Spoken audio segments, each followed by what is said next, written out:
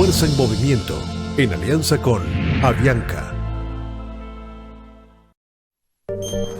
Ya chicos, síganme alto. ¿Qué tal chicos? Y en general son cientos de alarmas que se disparan, nosotros administramos esta alarma. Concentración de personas. El salmón se hace en 2 años.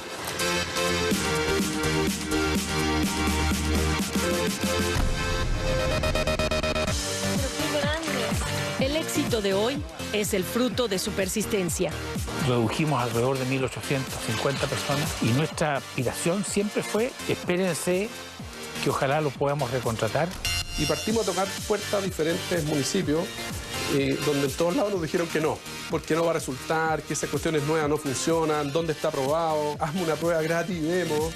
De las adversidades han sabido salir más fortalecidos.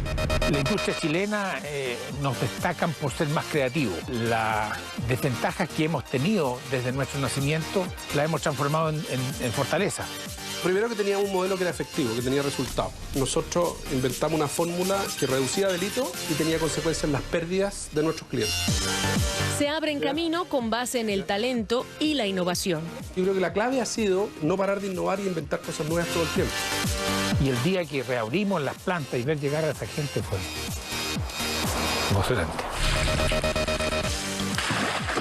2 destacados empresarios, 2 historias inspiradoras, 2 modelos de negocios que desde el extremo sur del continente salen a la conquista del mundo. Esto es Fuerza en Movimiento desde Chile. Vamos.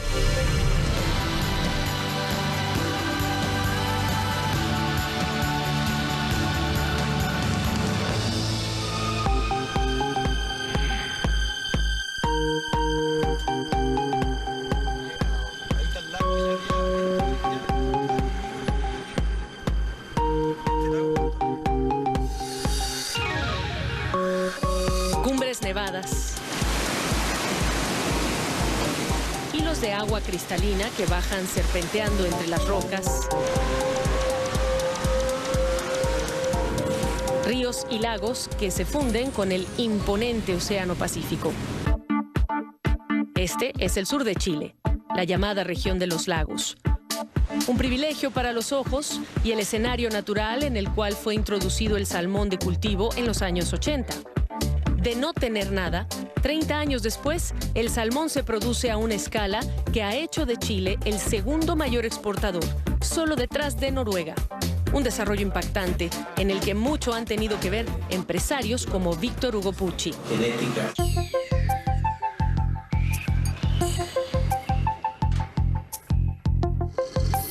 Llegué a Puerto Montt para conocerlo a él y a su empresa, Aquachile, una de las mayores productoras de salmón y trucha del mundo. Un gigante que llega con sus productos a más de 30 países en los 5 continentes. Entonces demora más tiempo uno en ir avanzando. Este empresario patagónico me explicó lo que distingue al salmonero chileno en los mercados internacionales. La industria chilena nos destacan por ser más creativos. Las desventajas que hemos tenido desde nuestro nacimiento las hemos transformado en fortaleza. Por ejemplo, ¿cierto? Estando tan lejos de los mercados con un costo flete muy alto, nos ha obligado a hacer un desarrollo de productos de valor agregado en donde todo lo que se exporta es comestible, de forma de que el flete se incida lo menos posible.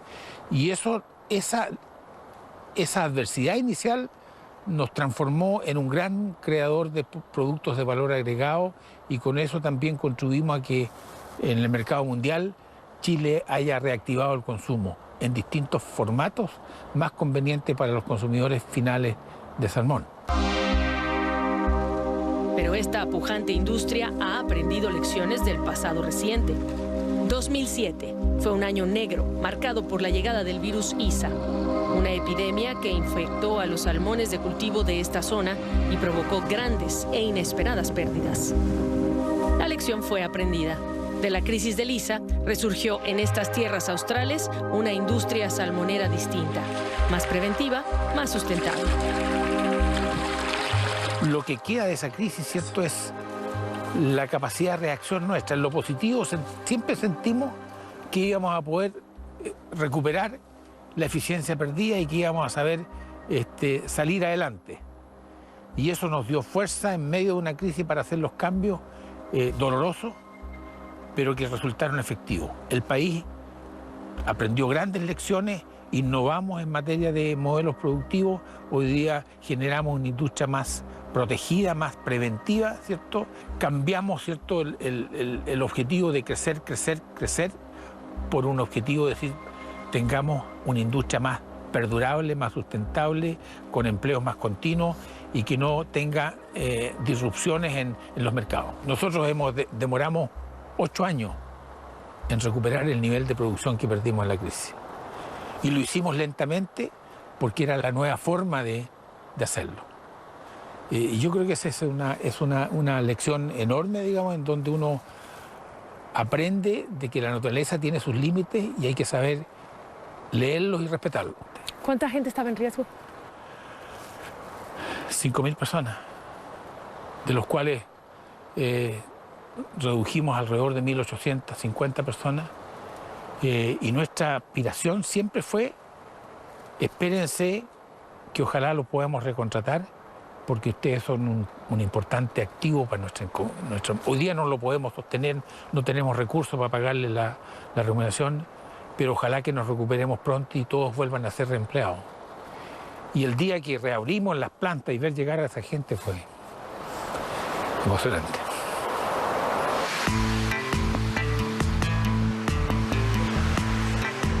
Controlar y prevenir los riesgos. Para eso se invierte en ciencia y tecnología, en pisciculturas y centros de investigación genética para producir ovas y smolts, salmones jóvenes libres de enfermedades. La ciencia, dice Pucci, es clave para entender mejor a la naturaleza. Me gustaría ver más opiniones científicas. En el mundo de los negocios a veces uno no incorpora la biología, ¿cierto? No incorpora el desarrollo, ¿cierto? De saber leer los fusibles de la naturaleza. Es algo que nosotros no estamos preparados. Y como no estamos preparados, tenemos que invitar a aquellos que tienen los lentes para leer. Y esos son la gente del área biológica y la científica, y ese es un cambio en nosotros. Lo que hemos hecho nosotros, ¿cierto?, es traer la tecnología más avanzada de pisciculturas de recirculación, en donde uno controla todos los factores de los componentes del agua, temperatura, ¿cierto?, sus ciclos entre el día y la noche y en distintas etapas de crianza del pez, que hace que la producción sea más controlada.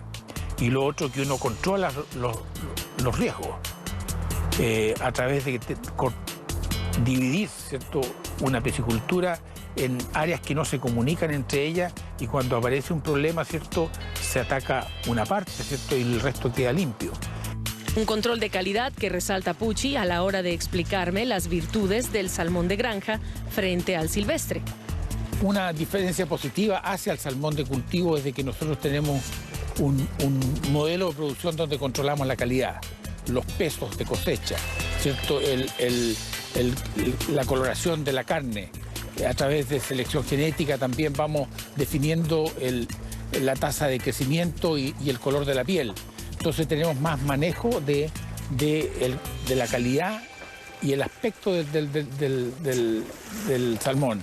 Sin embargo, la pesca silvestre, porque se cosecha en grandes cantidades, masivamente, uno pesca peces de distintas calidades en términos de maduración, de estado de la edad del pez, y además su tiempo de transporte desde los buques pesqueros a las plantas de procesos más prolongados. En consecuencia, la varianza de calidad más alta. Sin embargo, el salmón silvestre tiene un atributo que es valorizado en el mercado, que es un producto más natural. Y eso la gente también lo paga, tal vez en compensación por los defectos que pudiera tener en términos de calidad. Interesante que quizá las generaciones más jóvenes no tienen ni idea que Chile no tenía salmón. Bueno, esa es una historia muy bonita, porque nosotros el año 80, que cuando partimos, no había ningún salmón aquí. Importamos ovas desde el hemisferio norte, en el caso del salmón del Pacífico de Canadá, en el caso del salmón del Atlántico de Escocia y de Noruega, e introdujimos el salmón de cultivo acá. Y cuando uno ve la trayectoria, ¿cierto?, de no haber tenido nada en la mitad de los 80, y hoy día es una industria que produce, no sé, 800.000 toneladas, con un valor de exportación de casi 4.000 millones de dólares, da empleo a unas 60.000 personas en esta región en forma directa, más todo el efecto indirecto, creando trabajo en lugares muy remotos como este, a remuneraciones buenas, dignas para la gente, y que mantiene a nuestra gente aquí en los lugares sin alterar su cultura. Y eso tiene tremendo valor. Entonces, Cuando volvamos a esta edición de Fuerza en Movimiento desde Chile, al poco tiempo de haber creado Alto, nos dimos cuenta que el modelo podía ser autodestructivo y lo era. Y si nosotros hipotéticamente eliminábamos el robo en los supermercados, probablemente la necesidad de seguir contratándonos iba a morir.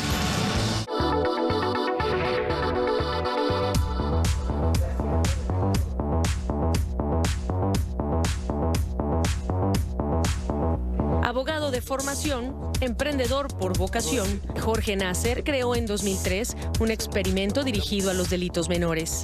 Robos menores en tiendas, en el transporte, en los servicios, que en conjunto producen grandes pérdidas a las empresas. Así nació Alto, una empresa que combate esas infracciones con un enfoque innovador. Convencidos de que con la persecución penal no es suficiente, Alto procesa los datos de quienes cometen esos delitos y establece una estrategia de comunicación para disuadirlos. Hoy, Alto es un conglomerado de 5 empresas que no solo atiende a clientes en Chile, sino también en Colombia y México.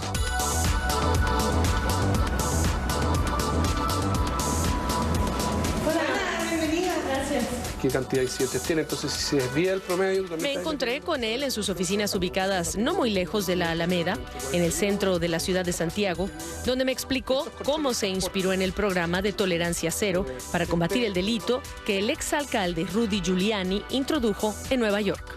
Lo que me inspiró más que Giuliani fue la filosofía que había detrás de este programa, ¿no? Que era poder enfocarse en pequeños delitos que si tú los atendías correctamente, tenía un impacto enorme en la población, pero también tenía un impacto enorme en las personas que lo cometían, porque de alguna manera, si tú te enfocabas en estos primodelincuentes, las personas que cometían delitos por primera vez, se interrumpían carreras delictuales en el futuro, ¿te fijas?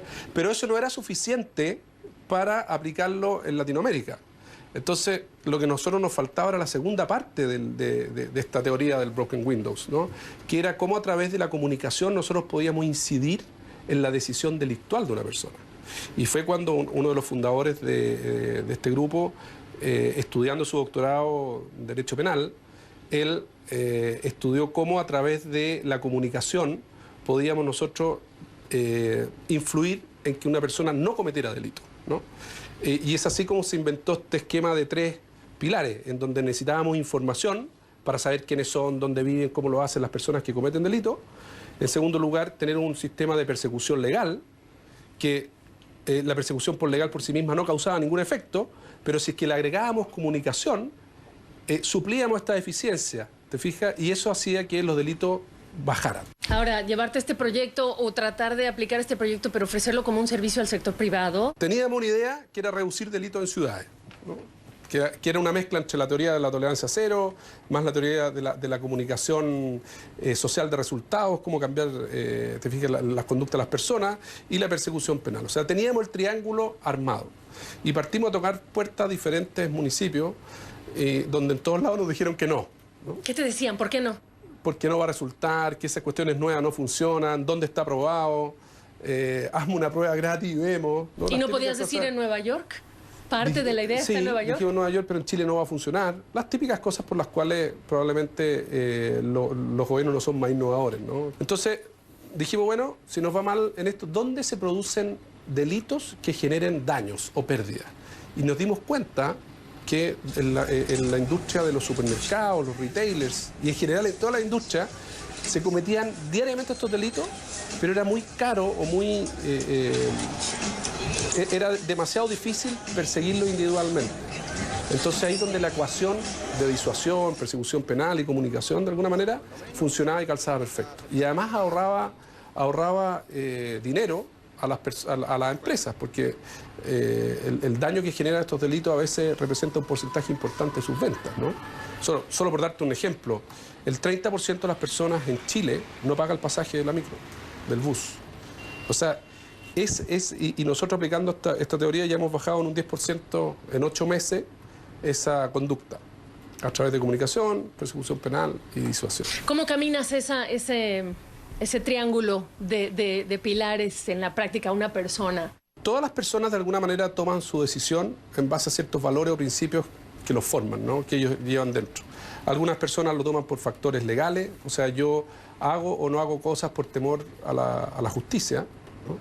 Otros lo toman porque es malo, o sea, el valor moral lo elevan a una categoría de poder decir que no a ciertas decisiones o que sí a otras. Y otro, el factor social también es importante, o sea, la consecuencia social de mis actos importa. Y si uno lo mezcla estos tres valores y es capaz de llevarlo a la ecuación nuestra, es como nosotros tratamos de influir en las diferentes industrias que trabajamos. Entonces, en el retail, donde la sanción legal es importante, sí efectivamente perseguimos y sancionamos a las personas que roban en tiendas, ¿no?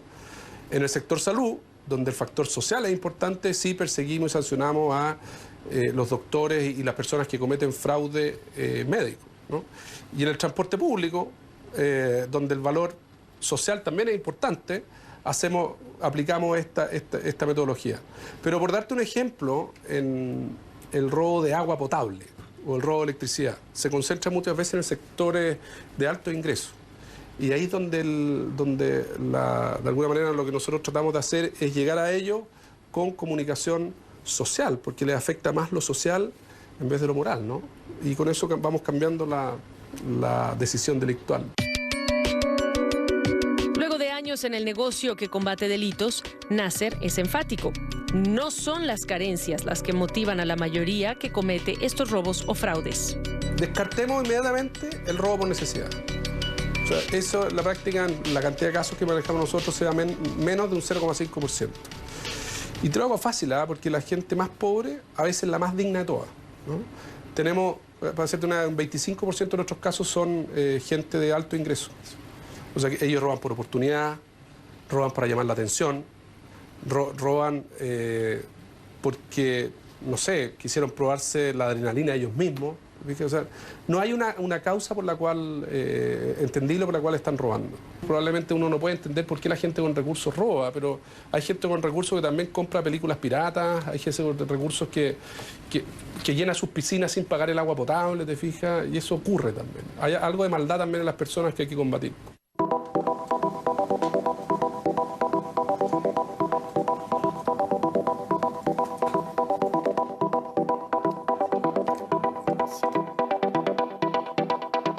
Segmentaciones de zonas, o sea, por ejemplo, tú veis Santiago en esa zona. Nasser me explicó la razón por la que su empresa busca crear permanentemente nuevos negocios con una fuerte apuesta en la innovación tecnológica. Al poco tiempo de haber creado Alto, nos dimos cuenta que el modelo podía ser autodestructivo y lo era. Porque mientras mejor lo hacíamos, y si nosotros hipotéticamente eliminábamos el robo en los supermercados, probablemente la necesidad de seguir contratándonos iba a morir, ¿no?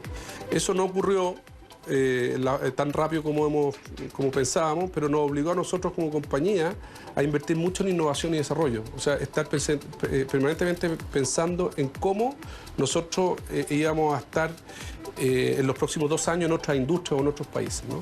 Y nos enfocamos en 2 grandes cosas. Primero, en generar una cultura de innovación interna. Aquí todo el mundo anda pensando qué cosas se pueden hacer, qué cosas nuevas inventar, etc. Y 2, en que los errores no se condenaran, digamos, sino que, ok, ¿qué aprendiste del error? Aprendimos algo, lo aplicamos para no cometerlo de nuevo, ¿te fijas? Y también que fueran cortos, o sea, los pilotos que hacíamos, que no duraran más de 3 meses. Si los 3 meses no estaba funcionando, lo matábamos. En algún momento, un profesor mexicano, Alejandro Ruelas Gossi, ¿no? Escribió sobre nosotros, y está haciendo un caso universitario sobre nosotros, y él decía, en sus charlas, decía, qué suerte tiene Alto que va a desaparecer en 3 años más, qué gana que el resto de la industria supieran que van a desaparecer para estar buscando permanentemente qué va a hacer en 3 años más. Show me the money, show me the money. ¿Qué está ahí? ¿Has perdido plata o has ganado plata? ¿Ya? ¿Ya?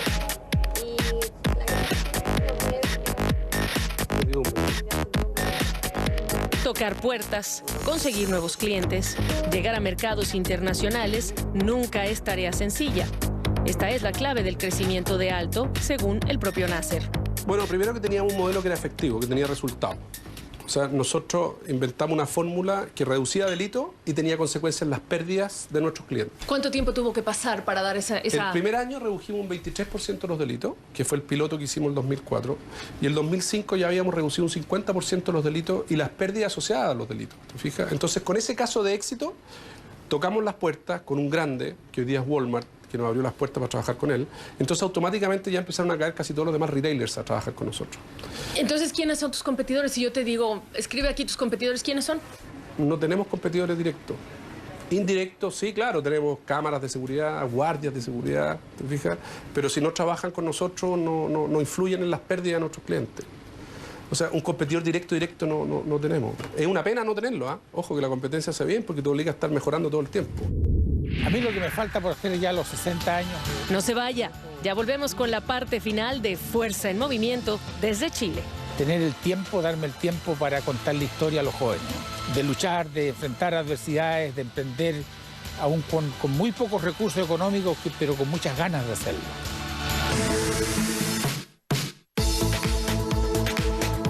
Nasser dedica mucho de su tiempo a colaborar con organizaciones que promueven el emprendimiento, como Endeavor y la Asociación de Emprendedores de Chile. Nasser está convencido de que apoyar este tipo de iniciativas es clave para el desarrollo. Yo creo en el emprendimiento como la forma que tienen los países de salir de la pobreza y que les da movilidad social, junto con la educación. Hay muchos emprendedores y muchos en la economía informal. Muchísimos. Y estas personas, o sea, el emprendedor es capaz de levantarse temprano, trabajar duro y sacar a sus hijos adelante, poder pagarle una mejor educación, etcétera. ¿Por qué? Porque de alguna manera, además son libres de su tiempo, son independientes y yo creo que esa forma sí permite hacer un mejor país. Tiene que ser más. Víctor Hugo Pucci ha llevado a Aquachile a ser una de las empresas líderes en la producción de salmón en el mundo. Al igual que Nasser, tiene también una historia para compartir con las nuevas generaciones de emprendedores. A mí lo que me falta por hacer ya a los 60 años y habiendo cumplido un buen proceso como empresario, es tener el tiempo, darme el tiempo para contar la historia a los jóvenes. Yo creo que estamos viviendo un mundo en donde mucha juventud hay desganada.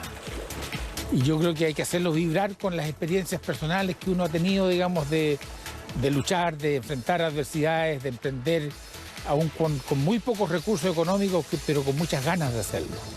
Y el factor ganas, el factor coraje, ¿cierto?, es irreemplazable, no tiene precio.